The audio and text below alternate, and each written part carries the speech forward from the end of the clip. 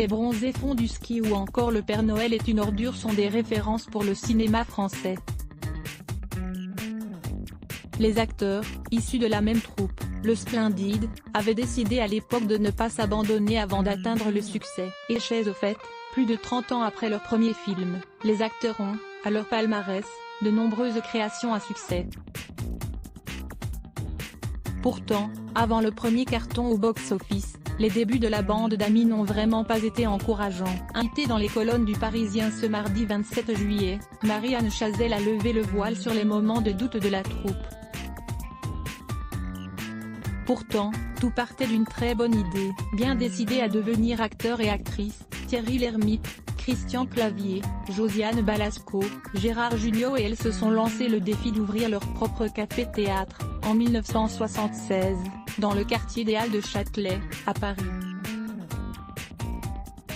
Le but, pouvoir jouer plusieurs rôles, sans pour autant répondre aux critères de beauté stricts, attendus à cette époque par les réalisateurs. On ne voulait pas être derrière notre téléphone à attendre des rôles qui ne venaient pas parce qu'on avait des physiques un peu particuliers. On était de notre époque, post-68 art. Plutôt manger de la vache maigre que rentrer dans le moule de ce qu'attendaient nos familles bourgeoises ou petites bourgeoises. Mais pour ouvrir sa propre scène, il faut des moyens.